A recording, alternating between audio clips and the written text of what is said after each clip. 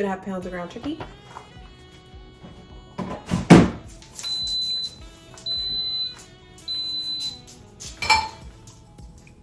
If you don't have one of these, they're pretty legit.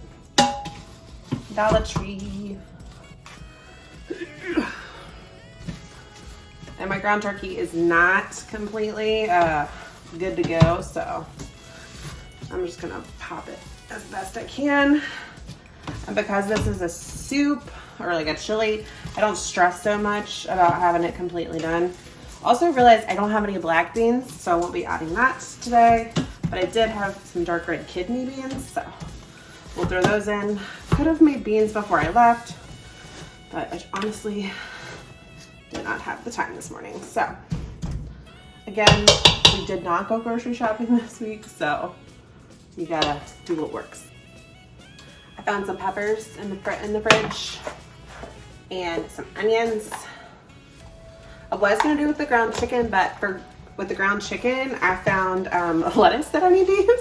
So I'll be making lettuce wraps for that, and then the boys will have rice. So I knew I found a can of red kidney beans, a can of corn. I don't usually put corn in, but that'd be fun and different. Tomatoes, and some more Rotel and tomatoes. So that, and then I'll have my chicken broth, or my vegetable broth that I just made, and I'm just gonna throw it all together. So I guess my big point of all of this is that you don't have to make it easy or difficult. Like, it is what it is. It's just what we have in the house. Now, if my son wasn't someone who eats chili, he loves chili. He prefers it with chips. So I do allow him to have chips with it and to dip chips in it. But if he wasn't one to eat chili, then I would have something separate if that's what he desperately needed. I try not to cook more than one meal. Just don't really love doing that, but some families do have to, and I get that. So just making it work when you realize your grocery budget's a little higher than you meant for it to be. Plus, January is a very long month, so just kind of interesting. Now, this is 93.7, so I'm probably just gonna let it be in here without draining it.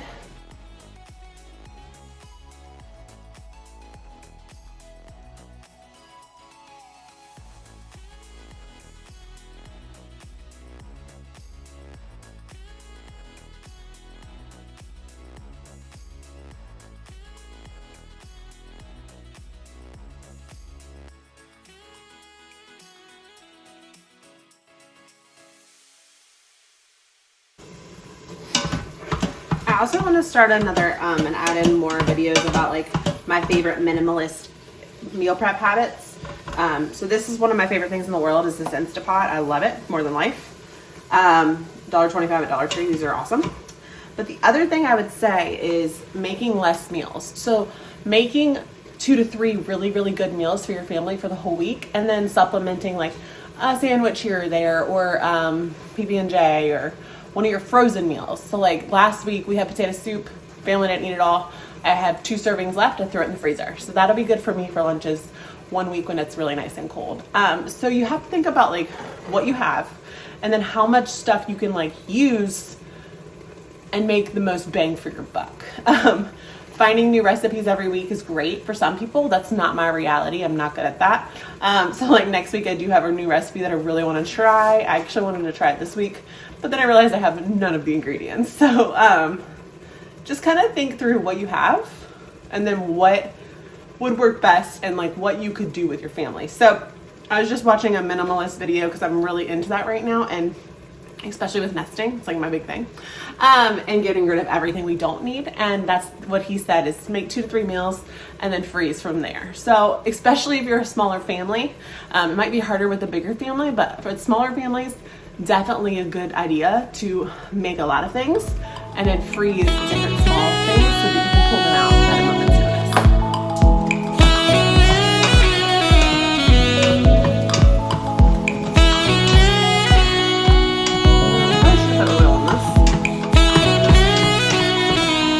Hey dog, Lola.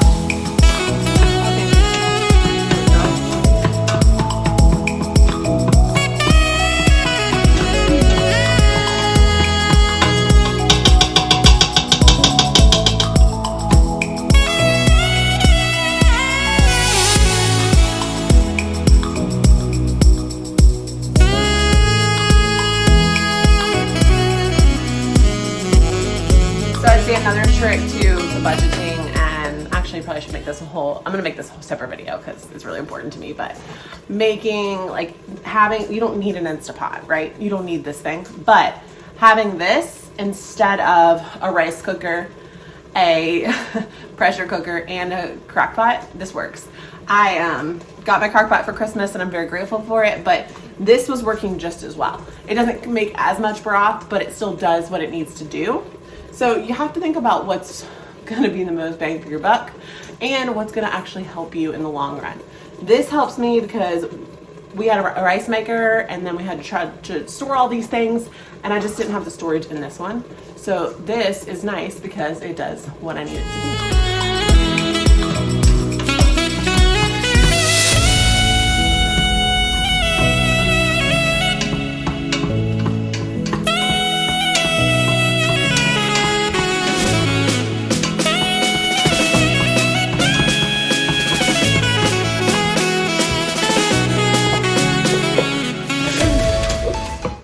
The other thing I would say with budget too is that the more seasonings you have, or like the more, not specialty seasonings, but the more different seasonings you have,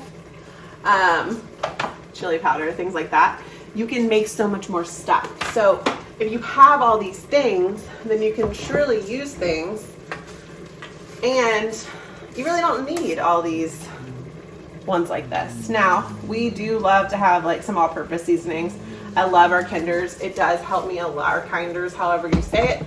It does help me a lot, and things like that. But there are times when I realize that like just having the different seasonings and making your own can add so many more flavors to things than you even think about.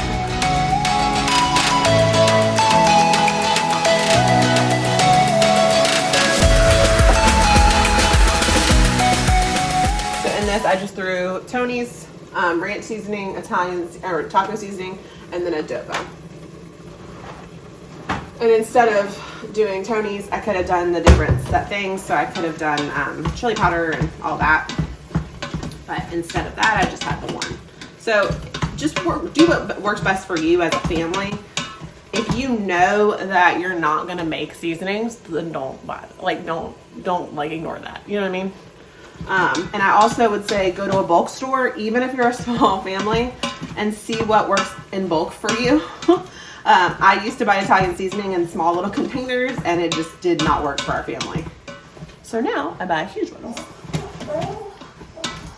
Apologies, dogs are being silly. Okay, so my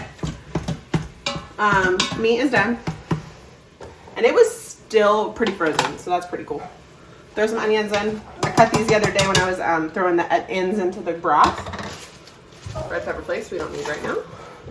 I'm gonna throw some rotel in. I love that. That's great. And Sam's Club sells these for the cheapest price. Corn. And I'm not draining any of these because I'm gonna use the liquid and then add veggie broth. Diced tomatoes from Sam's. That's probably my last one of these too. And then I'm gonna add 1 can of beans.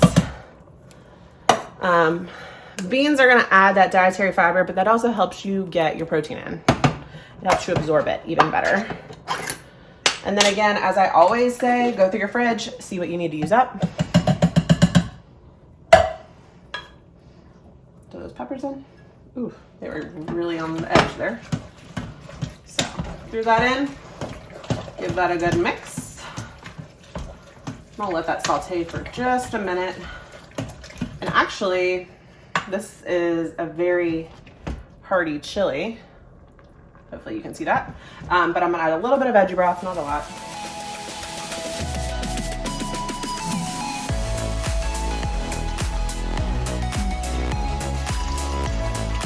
And that's that.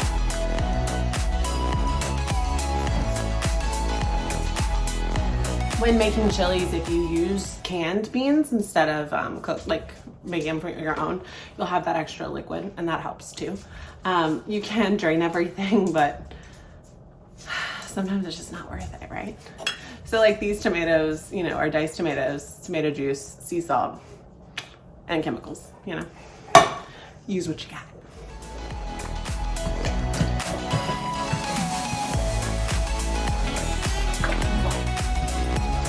All right, so I'm gonna put that's cooked, ready to go. I'm gonna put my lid on.